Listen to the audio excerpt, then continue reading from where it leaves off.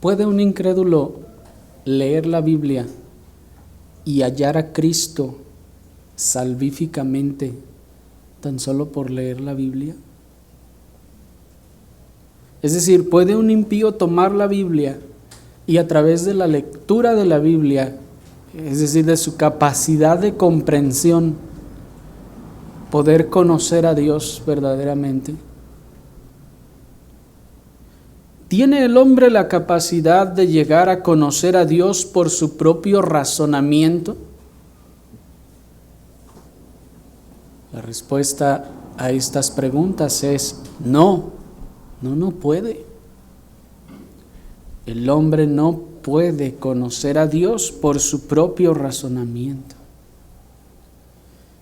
Y tal vez alguno dirá, pero entonces, ¿qué hay con aquellos grandes pensadores y filósofos que en sus razonamientos llegaron a la conclusión de que de cierto hay un Dios supremo sobre todo?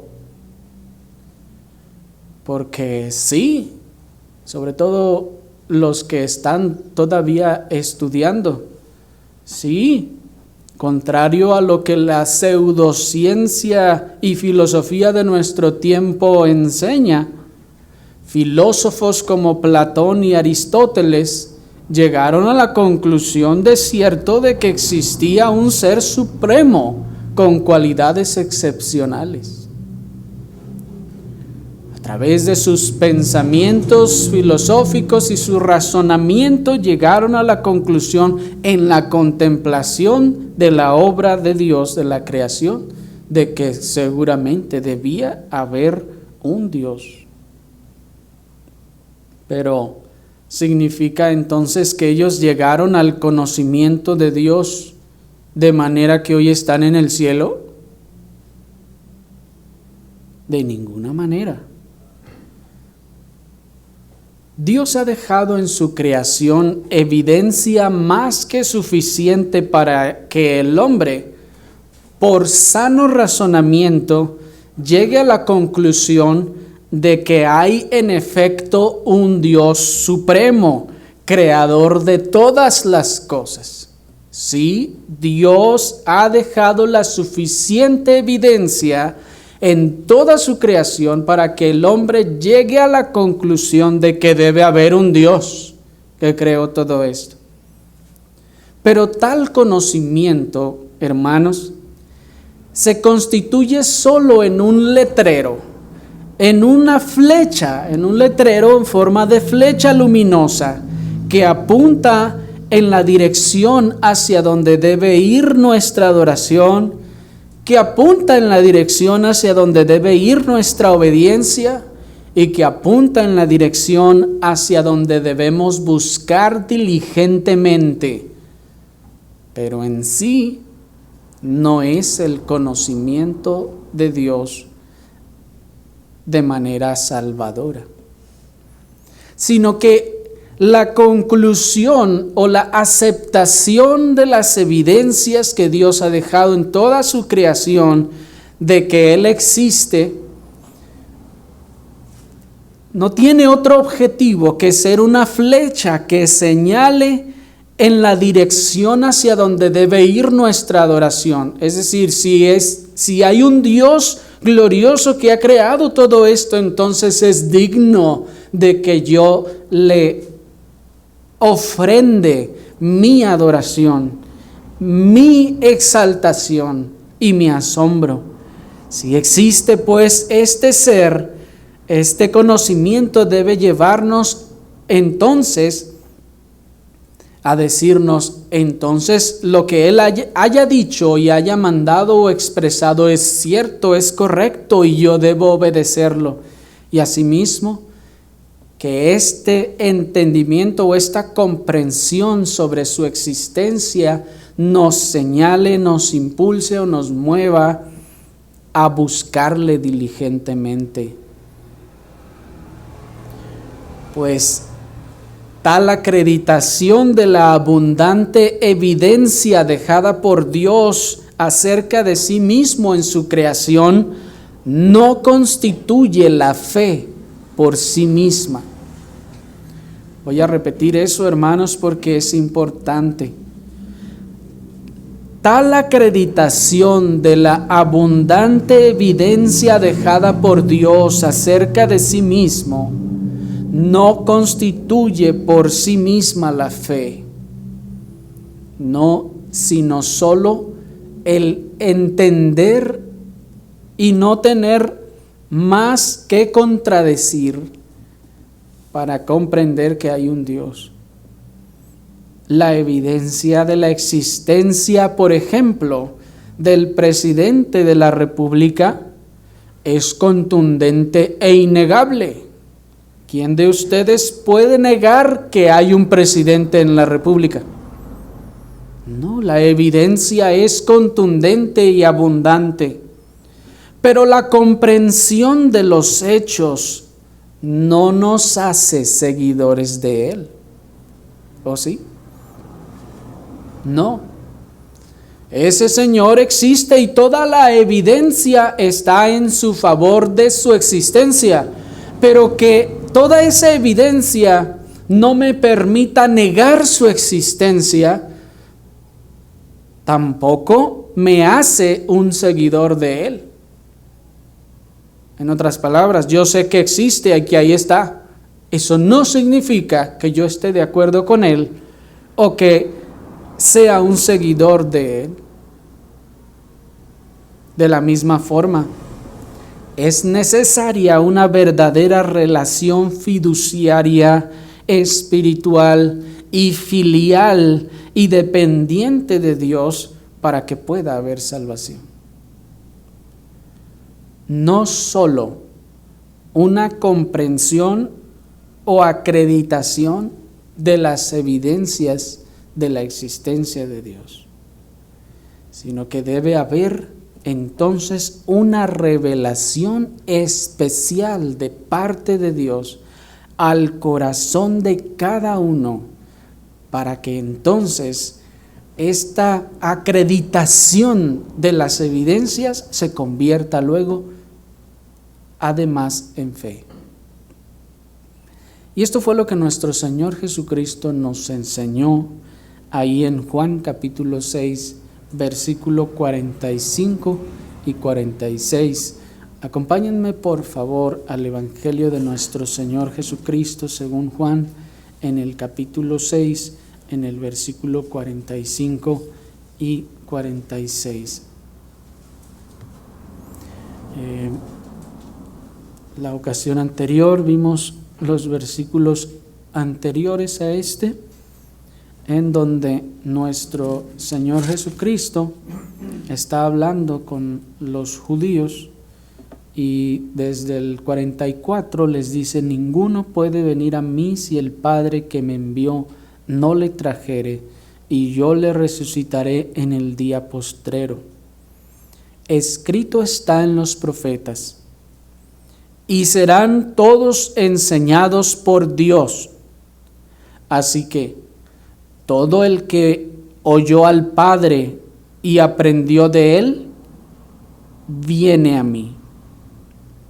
No que alguno haya visto al Padre, sino aquel que vino de Dios, éste ha visto al Padre. Hasta ahí. Nuestro Señor Jesucristo quiere reafirmar, hermanos, la enseñanza que acaba de dar. Esto es, que ninguno puede ir al Padre, que ninguno puede ir a Él si el Padre no lo lleva con su propio poder y con sus propios medios a Él. Y para reafirmar esta verdad, nuestro Señor Jesucristo cita a los profetas. Noten que hay una relación entre el verso 44 y 45. Esto es, nuestro Señor no ha cambiado de tema. En el 44 acabó su asunto y en el 45 empieza a hablar de algo diferente. No, sino que el versículo 45 es una argumentación para demostrar lo que nos enseñó en el verso 44. Acompáñenme nuevamente a leerlos. Dice el 44: ninguno puede venir a mí si el Padre que me envió no le trajere, y yo le resucitaré en el día postrero. Y entonces nos argumenta aún más sobre esta verdad y nos dice, escrito está en los profetas y serán todos enseñados por Dios. Así que todo aquel que oyó al Padre y aprendió de Él, viene a mí. Es esencialmente, hermanos, la misma enseñanza del Señor en cuanto a que es necesaria la intervención del Padre para que todo aquel que va a ir a Cristo vaya a Él, o como veíamos la ocasión anterior, sea llevado a Él por los medios de Dios. Ahora, pero nuestro Señor cita a los profetas para demostrar su punto, y el profeta o la profecía que cita dice, y serán todos enseñados por Dios. Primeramente es necesario comprender que esta expresión todos aquí se refiere a la totalidad de ese grupo que el Padre le dio a Cristo en el versículo 37, ¿se acuerdan? En el versículo 37 que ya pasamos hace tiempo, el Señor nos dice, todo lo que el Padre me da, vendrá a mí. Ese todos se refiere a ese grupo específicamente, no a todo el mundo. Pues alguno dirá, pero ¿por qué aquí el todos no se refiere a la totalidad de la raza humana? Como el pasado todos se refiere, o más bien el ninguno se refiere a toda la raza humana. Si se acuerdan, en la ocasión anterior veíamos que el ninguno se refiere a toda la raza humana. Nadie, ninguno. Pero en el 45, todos ya no se refiere a toda la raza humana. Y alguno dirá, ¿pero cómo? ¿Por qué en el anterior sí se refiere a todos y por qué en este solo se refiere a un grupo determinado? Bueno, porque la profecía original lo enseña así.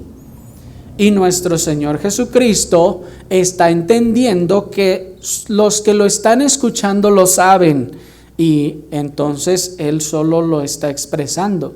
La profecía original se encuentra en Isaías capítulo 54, versículo 13, y dice de la siguiente manera: y todos tus hijos serán enseñados por Jehová, dice la versión 60, y se multiplicará la paz de tus hijos.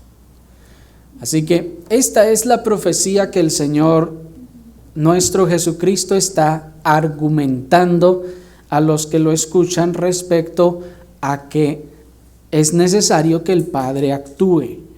Y si notan, aquí la profecía es específica y dice, y todos tus hijos serán enseñados por Dios.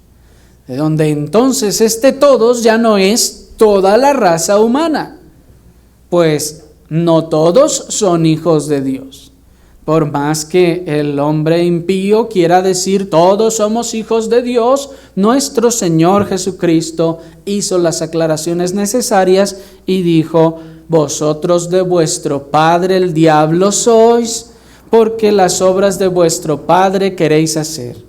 De tal manera que todo el que miente como el diablo, de tal manera que todo el que hace las obras como el diablo, no hay otra cosa. Si grazna como pato, camina como pato y tiene forma de pato, pues es un hijo del diablo. ¿Sí me explico? Teniendo entonces claro que la profecía se dirige específicamente a los hijos de Dios, a aquellos que fueron elegidos y dados a Cristo como ese grupo para que fueran a Él, entonces, hermanos, ahora tenemos definido nuestro terreno para poder continuar con la profecía y lo que nuestro Señor está diciendo respecto a la labor que el Padre va a hacer.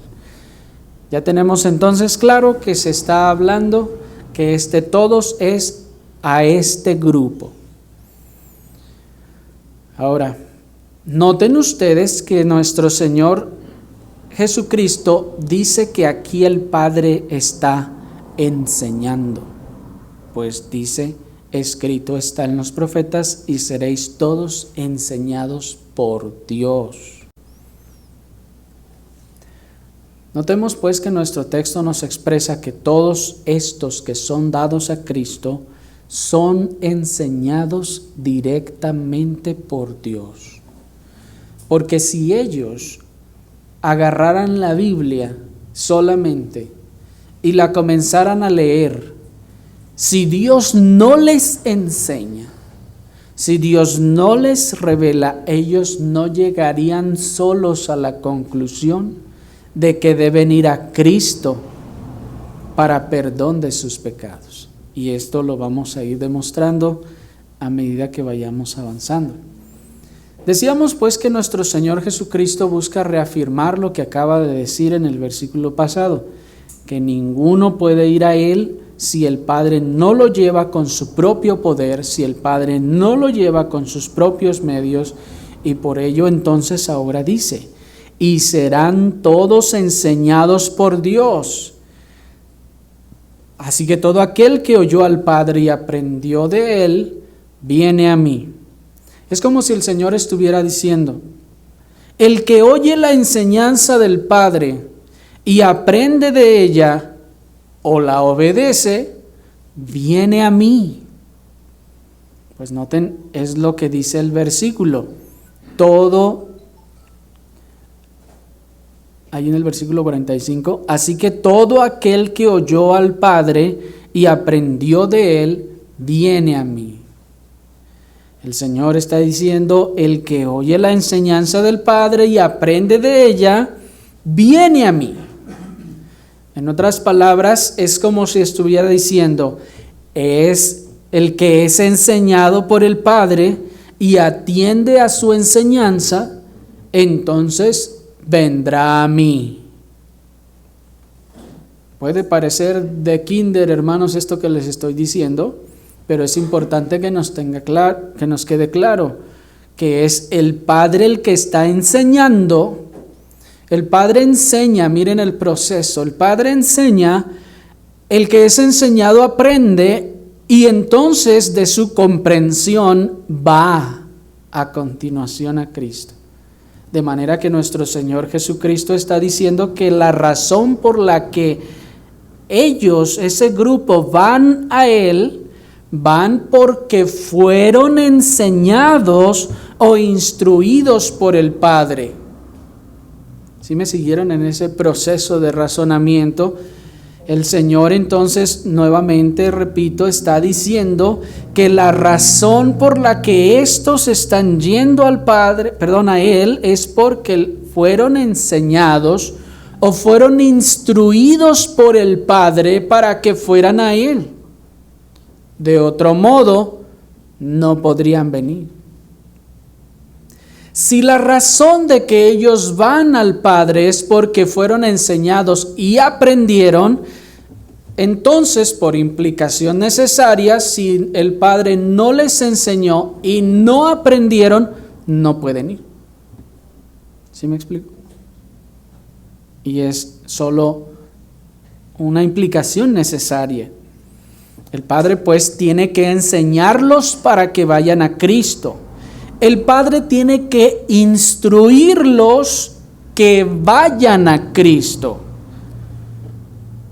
Y los que le oyen esta enseñanza al Padre, aprenden de Él, entonces, como consecuencia, van a Cristo. Miren este proceso. De tal forma que, dicho de manera inversa, ninguno puede venir a Cristo si el Padre no le enseña. ¿Sí me siguieron? Miren cómo esto también puede ser expresado de esta manera en los términos del verso 44. Ninguno puede venir a mí, diría Cristo, si el Padre no le enseña a venir, si el Padre no le instruye para que venga. Así nuestro Señor Jesucristo pues está diciendo, ninguno puede a través de su propio razonamiento humano, ese razonamiento antropocéntrico, caer a la conclusión de que debe creer en mí y venir y entonces ser salvo, sino que primero tiene que ser enseñado por el Padre. El Padre tiene que revelarle a él estas verdades para que él entonces pueda ir a Cristo. Esta es la razón por la que decíamos entonces al principio que agarrarse leyendo la Biblia y leerla de principio a fin no constituye o no garantiza a nadie que será salvo solo por leerla o comprenderla de manera terrenal, con su intelecto. Yo creo que ustedes también, así como yo, han conocido personas en el mundo que son ávidas a leer, y personas que a veces hasta solo por tener ¿cómo decirlo? El orgullo de decir, hasta la Biblia leí. Han leído la Biblia de principio a fin, literalmente, y siguen igual, completamente en sus pecados. Pues es necesario entonces que para que esta palabra que está siendo leída pueda producir algo en el corazón, tiene que haber una enseñanza del Padre. El Padre tiene que revelarla. El Padre tiene que enseñar sobre ella para que produzca algo en el corazón. Entonces, ¿el Padre enseña? ¿Cómo enseña? ¿No dice el versículo 46 que nadie le ha visto al Padre, sino aquel que vino de Dios? Y si es así, entonces, ¿cómo enseña el Padre? La respuesta es a través del Espíritu Santo. El Padre va a enseñar y lo va a hacer a través del Espíritu Santo, pues nos dice Juan capítulo 14, versículo 26. Mas el Consolador, el Espíritu Santo, a quien el Padre enviará en mi nombre, Él os enseñará todas las cosas y os recordará todo lo que os he dicho. ¿Se fijan? El Señor Jesucristo está hablando aquí y está diciendo, el Consolador, el Espíritu Santo, a quien el Padre enviará en mi nombre, Él, es decir, el Espíritu Santo, os enseñará todas las cosas. Pregunta: ¿acaso no hubiera podido nuestro Señor Jesucristo enseñar a sus discípulos todas las cosas que necesitaban saber? ¿Él hubiera podido hacerlo? Claro que hubiera podido hacerlo. Claro que tiene todo el conocimiento y el entendimiento para hacerlo y las herramientas para instruir a sus discípulos en todo lo que ellos hubieran necesitado saber. ¿Pero por qué no lo hizo? Nuestro Señor Jesucristo, Dios encarnado, la segunda persona de la Trinidad, poseía en efecto toda la capacidad para enseñar a sus discípulos todas las cosas, pero, y aquí viene el pero, ese no era el plan y el propósito divino. Cristo podía enseñarles todas las cosas, tenía toda la capacidad para hacerlo, pero ese no era el plan. El plan y el propósito divino era que había cada persona en la Trinidad, en el plan eterno de redención, tenía una tarea o varias, pero tenían una función en la salvación del hombre. En este caso, la función del Espíritu Santo es esta. Si me acompañan a Juan 16, 12, sin perder este texto, den vuelta unas páginas a su Biblia. Y si leemos Juan capítulo 16, versículo 12 al 15, vamos a encontrar el propósito de Dios en este caso. Nuestro Señor está hablando y sigue diciendo Él: aún tengo muchas cosas que deciros, pero ahora no las podéis sobrellevar. Pero cuando venga el Espíritu de verdad, Él os guiará a toda verdad, porque no hablará de su propia cuenta o por su propia cuenta, sino que hablará todo lo que oyere y os hará saber las cosas que habrán de venir. Él me glorificará porque tomará de lo mío y que dice, os lo hará saber. Todo lo que tiene el Padre es mío. Por eso dije, tomará de lo mío y os lo hará saber.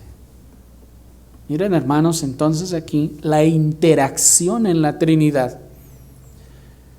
Dice el Señor Jesucristo, la segunda persona de la Trinidad, tomará de lo mío y se los va a explicar, se los va a hacer saber, se los va a enseñar, se los va a revelar. Y luego dice, todo lo que tiene el Padre es mío. Por eso dije que tomará de lo mío y os lo hará saber. El profeta decía que Dios estaría enseñando, pero de una forma más precisa el Señor ahora nos revela y nos dice la forma o el medio que en el que Dios estaría enseñando. ¿Cómo? A través del Espíritu Santo. Y aun cuando nosotros decimos que Dios está enseñando por el Espíritu Santo, es correcto decir que Dios está enseñando, pues, hermanos, Dios es uno en tres personas distintas. De manera, pues, hermanos, que en el plan eterno de salvación, la función didáctica fue asignada al Espíritu Santo, la tercera persona de la Trinidad. La función didáctica o la función de enseñar fue asignada a la tercera persona de la Trinidad, el Espíritu Santo. Así que la instrucción o la revelación especial de Dios y de Cristo al hombre es dada únicamente a través de la influencia del Espíritu Santo en la mente y el corazón del creyente. En otras palabras, yo puedo leer la Biblia y por mi propio intelecto no entender nada. O hacer lo mismo que hacían los fariseos. ¿Cómo puede darnos a comer su carne y su sangre? Y esto, ¿qué le pasa? ¿Qué está haciendo el hombre allí? Está leyendo la Biblia y llegando a conclusiones a través de su propio intelecto. Tiene entonces el Espíritu, cuya labor es esta, enseñar, tiene que revelarnos y hacernos ver y saber lo que esto significa. Por esta razón, hermanos, es que las sectas hierran, porque si el Espíritu Santo no está en el corazón de sus maestros y de sus líderes, pues no han nacido de nuevo. No hay forma en que ellos por su propia inteligencia puedan llegar más allá de reconocer la existencia de Dios. Pero como decíamos al principio, tal acreditación de las abundantes evidencias de la existencia divina no salva a nadie. Y aquí es donde está, hermanos, el gran peligro del evangelicalismo de nuestro tiempo y la abundancia de las sectas en donde se cree cada cosa. Porque si el líder, el maestro de esa secta no es salvo, no es genuinamente salvo, no se encuentra en estado de salvación, entonces por más que él lea la Biblia al derecho y al revés y la lea una vez al día de principio a fin, no va a poder entenderla. Porque el razonamiento humano no llegará a la conclusión de todas las verdades que solo el Espíritu puede revelar. Y por esta razón leen la Biblia y llegan a conclusiones tan estrambóticas como hemos escuchado. Y ahí están ellos con sus prácticas en sus cultos, en sus doctrinas, en sus concepciones de la iglesia, de la eternidad y de la salvación misma. ¿Por qué se llega a todos esos errores tan garrafales? Porque si el Espíritu Santo no revela, nosotros lo único que podemos hacer es estar manoteando en un fango donde nos vamos a seguir hundiendo. Es necesario pues que el Espíritu Santo revele la Escritura para que podamos entenderla y entonces pueda haber fe. Así que, amigo, tú tienes que saber que dar crédito a la existencia de Dios no salva a nadie. Que tú des crédito y digas, está bien, acepto que Dios existe, eso no salva a nadie. Tú no eres salvo solo por dar crédito a la existencia de Dios. Conocer incluso acerca de Dios, conocer su nombre, conocer sus leyes y su poder, tampoco salva a nadie. Oye, esto es sorprendente, hermanos, porque aquí entonces está englobado todo el evangelicalismo de nuestro tiempo. Usted puede conocer acerca de Dios, usted puede saber acerca del poder de Dios, usted puede conocer las leyes de Dios y aún así ir directo al infierno. ¿Hay evidencia de esto en la Escritura? Sí, miren ahí a Balaam. ¿Se acuerdan? Ahora que vimos en la iglesia de Pérgamo, vimos a Balaam. Un profeta falso, pagano, pero que tenía mucho conocimiento de Dios. No había la Biblia que tenemos hoy en día en aquel tiempo, pero si la hubiera, podríamos decir que es como si se supiera la Biblia al derecho y al revés. De tal forma que tenía tal conocimiento de Dios, de su doctrina, que pudo urdir una forma, como ya vimos, en la que Dios entonces castigara a la nación. De tal manera entonces, amigo, que conocer acerca de Dios, conocer acerca de su poder, conocer su nombre, sus leyes, la Biblia no salva a nadie. No puedes basar a eso tu salvación. No puedes pensar que porque ya sabes estas cosas ya eres salvo. No, ahí está Balaam como prueba de que esto no es así.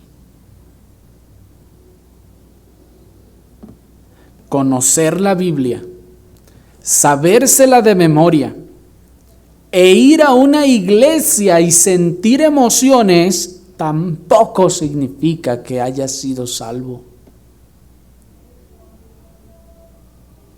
Miren bien, conocer la Biblia, sabérsela incluso de memoria, ir a una iglesia y aún sentir emociones no significa que hayas sido salvo.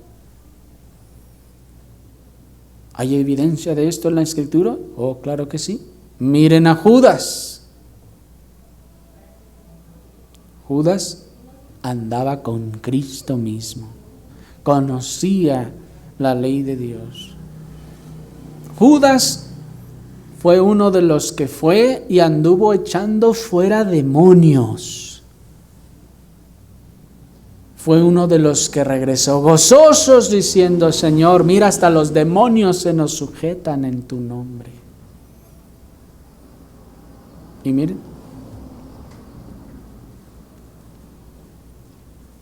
ahí está la prueba entonces de que eso no salva a nadie. de que conocer eso o tener esas experiencias o estar en esos lugares no salva a nadie. Tienes que ser enseñado por Dios para que puedas ir genuinamente a Cristo para salvación. El Señor nuestro Jesucristo está diciendo, tienes que ser enseñado por Dios para que puedas así ir genuinamente a Cristo para salvación. ¿Y qué es entonces lo que enseña el Padre? Si tengo que ser enseñado por el Padre, si tengo que ser enseñado por Dios, ¿qué es lo que Él enseña? Bueno, a través del Espíritu Santo, Dios enseña a sus hijos en primer lugar su verdadera condición. Si estamos en Juan capítulo 16, nos dice el versículo 8, cuando Él venga, esto es el Espíritu Santo, convencerá al mundo de pecado, de justicia y de juicio. ¿Cuál es entonces la labor del Espíritu Santo cuando venga? Y cuando venga no solo se refiere a su manifestación plena en la iglesia y en el mundo. No, hermanos, también aplica en la vida de cada persona. Cuando el Espíritu Santo venga a sus corazones, lo primero que va a hacer y hará será convencer. Miren, convencerá al mundo de pecado. ¿Por qué convencer? Porque yo no lo creo así. Porque yo no creo que sea pecador. O no tanto. O no tanto como aquel que está allá. Y lo que el Espíritu Santo ha de venir a enseñar, la primera enseñanza del Espíritu Santo es mi pecado. La primera cosa que enseña el Padre a través del Espíritu Santo es nuestra verdadera condición pecaminosa e inmunda delante de Él. Y tiene que vencernos, no tiene que esa palabra es convencer. Tiene que vencer nuestros argumentos, tiene que vencer nuestros conceptos de nosotros mismos, tiene que vencer nuestros pensamientos y doblegarlos hasta que entendamos que somos sucios pecadores. Si todavía te consideras bueno, si todavía te consideras buena gente, sabio, prudente, útil, o si todavía no te consideras tan malo, tú no has sido enseñado por Dios a través del Espíritu Santo. Si todavía te consideras bueno, sabio, inteligente, prudente, o que no eres tan malo, no has sido enseñado por Dios. Si aún no te ves a ti mismo sucio, sucia, malvado, malvada, inmundo o inmunda, vil y despreciable, esto es digno de desprecio de todos los que te rodean, tú no has sido enseñado por Dios.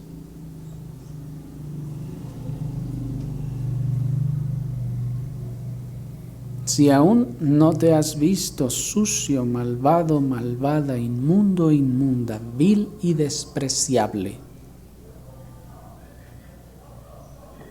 porque nos ofende, por lo general, que nos desprecien o que se nos llame despreciables. Pero si no hemos sido conscientes de toda nuestra maldad, nuestra suciedad, nuestra inmundicia y cómo toda esa negrura de nuestro pecado nos hace despreciables y viles, no hemos sido enseñados por Dios. si todavía no llegas a la conclusión de que mereces todo lo que te pasa y mucho más, es porque tú no has sido enseñado por Dios a través del Espíritu Santo. No has sido convencido de pecado. No has visto tu pecado.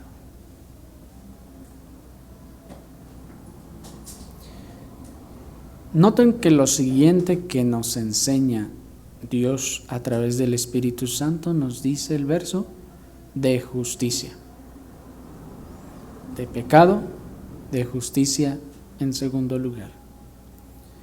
Y una vez que Dios, el Espíritu Santo, nos ha enseñado o nos ha mostrado nuestro pecado, pues noten, enseñar y mostrar son términos equivalentes aquí. Una vez que el Espíritu nos ha mostrado nuestro pecado y nos hemos visto a nosotros mismos tan sucios e inmundos como somos, enseguida lo siguiente que nos enseña es la justicia de Dios. Es en ese momento que, luego de años de engañarnos a nosotros mismos, autoconvenciéndonos de que no hay cielo o infierno, o de que no existe el alma, o de que no daremos cuenta de nuestros actos, o después de años de convencernos a nosotros mismos de que podemos saltar la justicia divina como se salta la justicia humana, después de todo ese tiempo el Espíritu viene, nos convence y nos damos cuenta de que ciertamente Dios ha visto perfectamente todo lo que hemos hecho y entonces quedamos convencidos de que somos culpables delante del que todo lo sabe. Porque la razón de convencerse a sí mismo de que no hay cielo o no haya infierno, la razón de quererse convencer a sí mismo de que no daremos cuentas, es precisamente porque queremos huir a la verdad de que somos culpables y que merecemos el infierno. Y lo siguiente, después de que el Señor nos muestra nuestra maldad y nuestro pecado, lo siguiente que nos muestra y nos convence es de que somos culpables. Antes de eso vivíamos justificando todo lo que hacíamos. Es que lo hice, pues es que no me quedaba de otra. Es que no, pues ni modo que le hiciera de otro modo. No, pues es que fulano tuvo la culpa. No, que mis padres, no, que mis hijos, no, es que mis hermanos. No, pues, y siempre justificándose y justificando su propio pecado y maldad.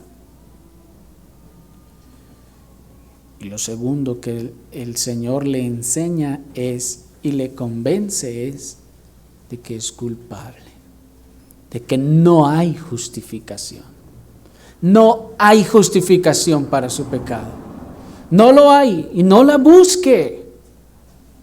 Porque mientras usted sigue buscando justificación a su pecado, a su maldad, no, pues es que nadie está en mi situación, por eso nadie me entiende por qué hice esto, por qué hice lo otro. No, ¿qué está haciendo? Se está justificando. El Espíritu tiene que venir y convencerle de que es culpable, no importan las circunstancias.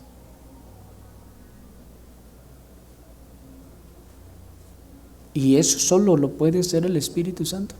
Solo el Espíritu Santo puede hacer que una persona deje de justificarse de todo lo que hace. Mientras le va a echar la culpa a todo el mundo. Y la tercera cosa, hermanos, que nos enseña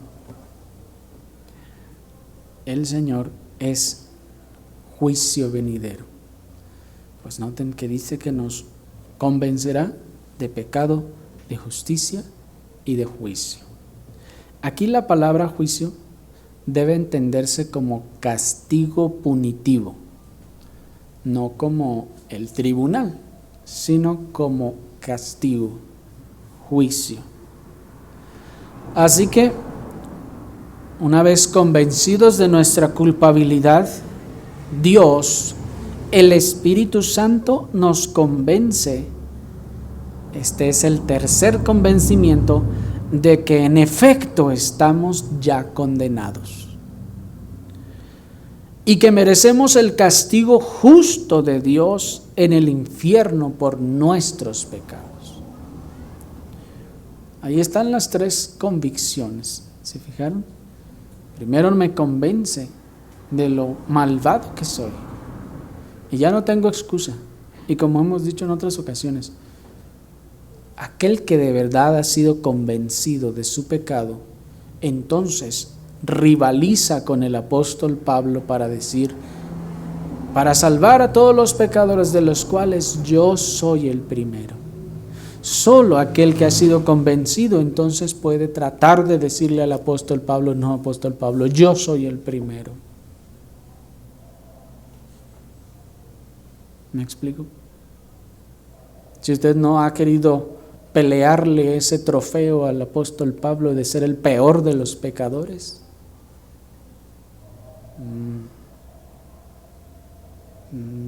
pregúntese si el Espíritu Santo entonces no le ha enseñado su pecado.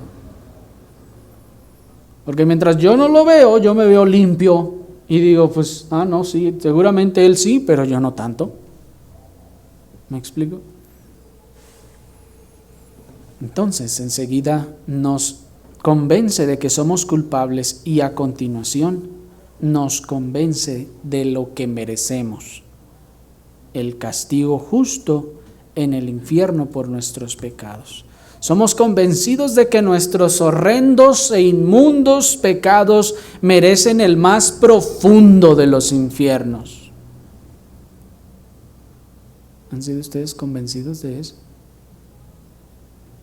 Somos convencidos de que nuestros horrendos e inmundos pecados merecen el más oscuro y terrible de los infiernos. Pero si usted dice, no, pues es que mis pocos pecadillos y mis contadas mentirillas blancas, pues no creo que sea para tanto. Usted no ha sido convencido de pecado, ni de justicia, ni de juicio.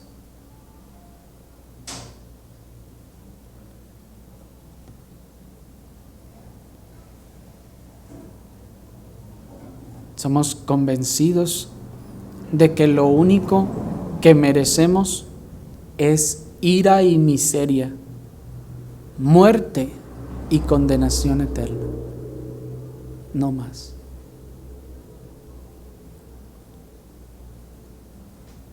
¿Han sido ustedes convencidos de eso? ¿Están ustedes convencidos de eso? ¿O todavía piensan que hay un cielo que les espera por lo bueno que han sido, por lo bueno que han hecho, o porque según ustedes no han sido tan malos como los otros?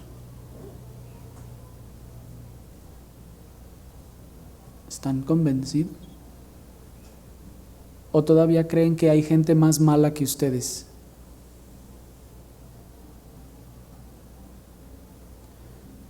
Si tú no has sido enseñado por Dios en estas cosas, tú no has sido convencido por Dios de estas tres cosas, y entonces tú no eres salvo. Tú no eres cristiano.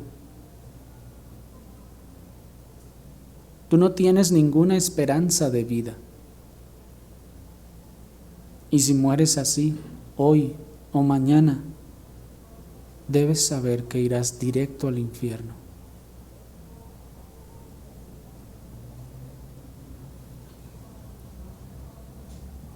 Y que sabrás que te fue anunciado y que tú dijiste, no es cierto, no puede ser tan así.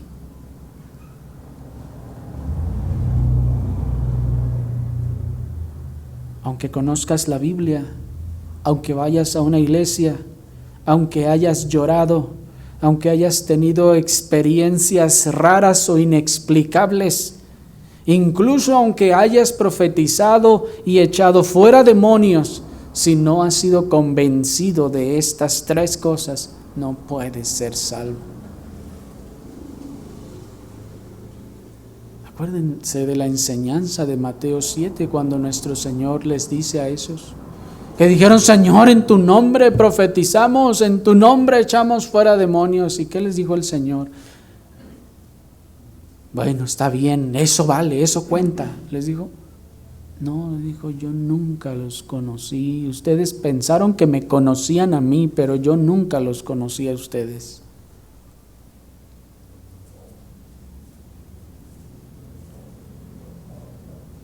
Si tú no has sido enseñado por Dios en estas tres cosas, si tú no has sido convencido por Dios en estas tres cosas, tú no conoces a Cristo. Tú nunca has sido de Él. Tú nunca le has visto. Pues es solo entonces, y no antes, que verdaderamente tienes un corazón contrito y humillado, el único corazón capaz de venir a Cristo. Es hasta que entiendes todo eso y hasta que eres convencido de todo eso que puedes entonces tener un corazón contrito y humillado. Entonces es ese corazón el que no será despreciado. Y en cuarto y último lugar, lo cuarto que nos enseña el Señor, después de habernos convencido de pecado, de justicia y de juicio, lo siguiente que nos enseña es a Cristo. Porque es entonces y solo entonces que el Padre nos enseña a Cristo, para que a través del Espíritu Santo entonces nosotros podamos ir a Él por la influencia y el entendimiento que nos dio el Espíritu Santo, humillados. Pues el apóstol Pablo dice en Gálatas capítulo 1, versículo 15 y 16. Acompáñenme por favor para que ustedes lo lean por ustedes mismos. Gálatas capítulo 1, versículo 15 y versículo 16. Nos dice el apóstol: pero cuando agradó a Dios, que me apartó desde el vientre de mi madre y me llamó por su gracia, revelar a su Hijo en mí para que yo le predicase entre los gentiles, no consulté enseguida con carne y sangre. ¿Se fijaron? Pero cuando agradó a Dios, coma, y ahí hay un largo paréntesis, que me apartó desde el vientre de mi madre y me llamó por su gracia, y ahora cierra el paréntesis, revelar a su Hijo en mí. ¿Se fijan? Si omitimos temporalmente ese paréntesis, el texto dice: pero cuando agradó a Dios, revelar a su Hijo en mí. ¿Se fijan, hermanos? Miren entonces que hay un tiempo preciso. Dice, cuando agradó a Dios. Hay entonces un tiempo preciso. Hay un tiempo justo en el que Dios se agrada de revelar a su Hijo en el corazón de cada creyente, y no al nivel de la mente, sino del corazón. El apóstol Pablo sabía efectivamente sobre Cristo. Él tenía pleno conocimiento de la existencia de Cristo antes de ser salvo. Él tenía muchísima más información sobre Cristo que la que nosotros tenemos. Pero Cristo no le había sido revelado en el corazón. Porque el apóstol Pablo tenía mucho conocimiento de Dios y de Cristo, ¿sí o no? Él sabía mucho sobre él, pues lo andaba persiguiendo a sus seguidores.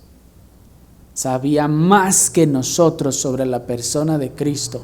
E incluso aún en uno de sus discursos nos dice algo que ninguno de los evangelistas nos dice: que hay más gozo en dar que recibir.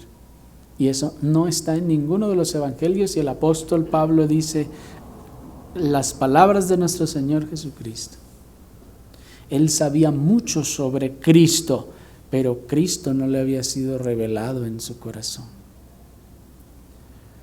Dios no le había mostrado aún a Cristo,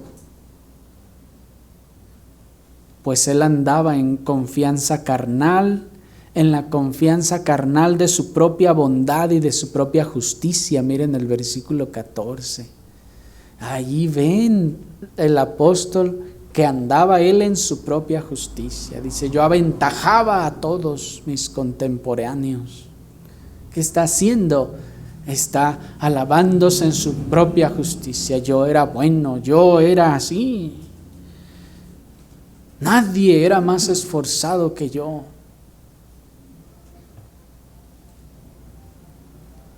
Y en ese tiempo, en ese momento, el Señor aún no le había mostrado su verdadera condición, la culpabilidad de su alma y la justa condenación que le aguardaba.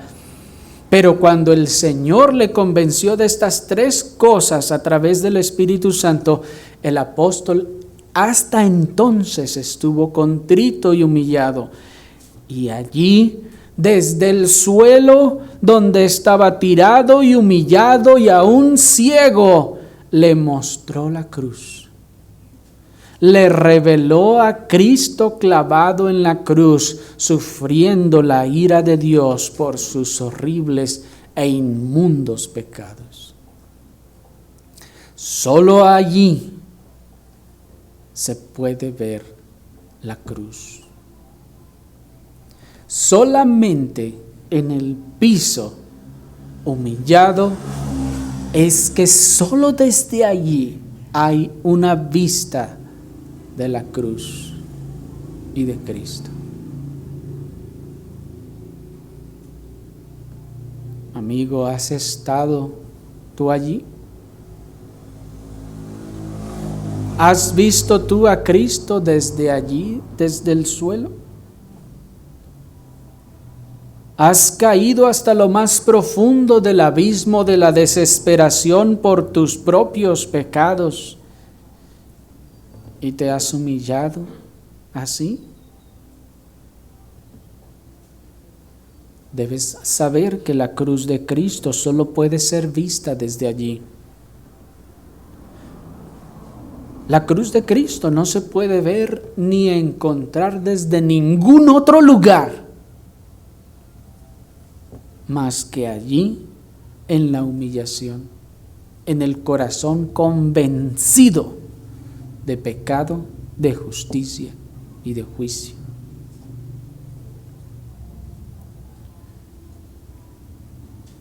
El que no está tirado en la lona, contrito y humillado, jamás le podrá ver. El que aún está a gatas y espera que así podrá verle, no, amigo, no le podrás ver. Tienes que estar en el suelo, contrito y humillado. El que está sentado cómodamente jamás podrá mirarle. Y mucho menos el que, como el fariseo, ora de pie, agradeciendo no ser tan malo. ¿Se acuerdan de ese fariseo? Dice que él oraba hasta de pie. Te doy gracias que no soy tan malvado como todos esa bola de malvados. Hay otros peor que yo. Y estaba en pie. Pero ahí, de pie, no se puede ver a Cristo. Amigo, tienes que humillarte. Tienes que venir a Cristo humillado y arrepentido, o no lo podrás ver, o no lo podrás hallar. Ven a Él ahora. Humíllate arrepentido delante de sus gloriosos pies traspasados, y Él te recibirá. No hay duda de eso, pues al corazón contrito y humillado no despreciará el Señor. Oremos, hermanos, al Señor.